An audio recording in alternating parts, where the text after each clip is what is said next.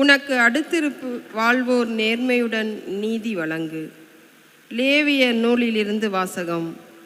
ஆண்டவர் மோசேயிடம் கூறியது: நீ இஸ்ரேல் மக்களிடம் கூற வேண்டியது: தூயோராய் இருங்கள், ஏனெனில் உங்கள் கடவுளும் ஆண்டவருமாகிய நான் தூயவர். களவு செய்யாமலும் பொய் சொல்லாமலும் ஒருவரை ஒருவர் வஞ்சியாமலும் என் பெயரால் பொய்யானையிட்டு உங்கள் கடவுளின் பெயருக்கு இழுக்கு ஏற்படுத்தாமலும் இருங்கள். நான் ஆண்டவர். அடுத்திருப்பவரை ஒடுக்கவோ அவருக்குரியதை கொள்ளையிடவோ வேண்டாம். வேலையாளின் கூலி விடியும் வரை உன்னிடம் இருத்தல் ஆகாது. காது கேளாதோரை சபிக்காதே, பார்வையற்றோரை இடற செய்யாதே. உன் கடவுளுக்கு அஞ்சி நட. நான் ஆண்டவர். தீர்ப்பிடுகையில் அநீதி இழைக்காதே. சிறியோர் பெரியோர் என முகம் பாராது உனக்கு அடுத்து வாழ்வோருக்கு நேர்மையுடன் நீதி வழங்கு. உன் இனத்தாருக்குள் புறங்கூறி திரியாதே. உனக்கு அடுத்து வாழ்பவரின் குருதி பழிக்கு காரணமாகாதே. நான் ஆண்டவர். உன் சகோதரரை உன் உள்ளத்தில் பகையாதே. உனக்கு அடுத்தவர் பாவம் செய்யாதபடி அவரை கடிந்து கொள். பழிக்கு பழியென உன் இனத்தார் மேல் காழ்ப்பு கொள்ளாதே. உன் மீது நீ அன்பு கூறுவது போல் உனக்கு அடுத்திருப்பவர் மீதும் அன்பு கூர்வாயாக. நான் ஆண்டவர். ஆண்டவரின் அருள்வாக்கு. இறைவனுக்கு நன்றி.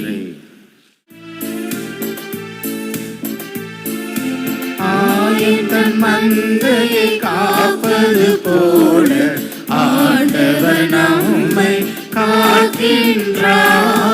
ஆயத்தன் மந்தையை காப்பது போல ஆண்டவர் நம்மை காக்கின்றார். இதுவே தகுந்த காலம், இன்றே மீட்பு நாள். ஆயத்தன் மந்தையை காப்பது போல ஆண்டவர் நம்மை காக்கின்றார்.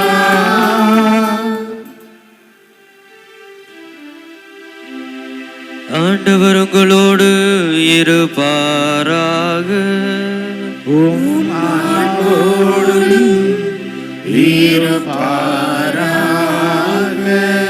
மத்தேயு எழுதிய தூய நற்செய்தியிலிருந்து வாசகம். ஆண்டவரே மாட்சி உமக்கே.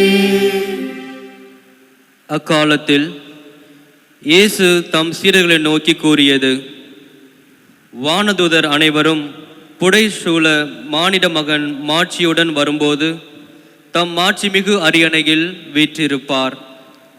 எல்லா மக்களினத்தாரும் அவர் முன்னிலையில் ஒன்று கூட்டப்படுவர். ஓர் ஆயர் செம்மறி ஆடுகளையும் வெள்ளாடுகளையும் வெவ்வேறாக பிரித்து செம்மறி ஆடுகளை வலப்பக்கத்திலும் வெள்ளாடுகளை இடப்பக்கத்திலும் நிறுத்துவது போல் அம்மக்களை அவர் வெவ்வேறாக பிரித்து நிறுத்துவார். பின்பு அரியணையில் வீற்றிருக்கும் அரசர் தம் வலப்பக்கத்தில் உள்ளோரை பார்த்து, என் தந்தையிடமிருந்து ஆசி பெற்றவர்களே, வாருங்கள்.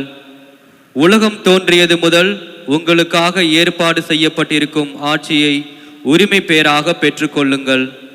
ஏனெனில் நான் பசியாயிருந்தேன், நீங்கள் எனக்கு உணவு கொடுத்தீர்கள். தாகமாயிருந்தேன், என் தாகத்தை தணித்தீர்கள். அந்நியனாக இருந்தேன், என்னை ஏற்றுக்கொண்டீர்கள். நான் ஆடையின்றி இருந்தேன், நீங்கள் எனக்கு ஆடை அணிவித்தீர்கள். நோயிற்று இருந்தேன், என்னை கவனித்து கொண்டீர்கள். சிறையில் இருந்தேன், என்னை தேடி வந்தீர்கள் என்றார். அதற்கு நேர்மையாளர்கள், ஆண்டவரே, எப்பொழுது உம்மை பசி உள்ளவராக கண்டு உணவளித்தோம், அல்லது தாகமுள்ளவராக கண்டு உமது தாகத்தை தணித்தோம்?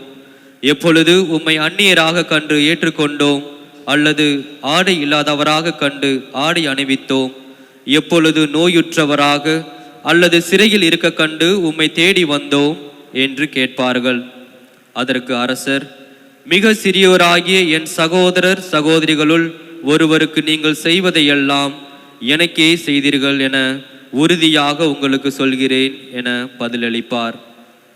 பின்பு இடப்பக்கத்தில் உள்ளோரை பார்த்து, சபிக்கப்பட்டவர்களே, என்னிடமிருந்து அகன்று போகுங்கள், அலகைக்கும் அதன் தூதருக்கும் ஏற்பாடு செய்யப்பட்டிருக்கின்ற என்றும் அணையாத நெருப்புக்குள் செல்லுங்கள்.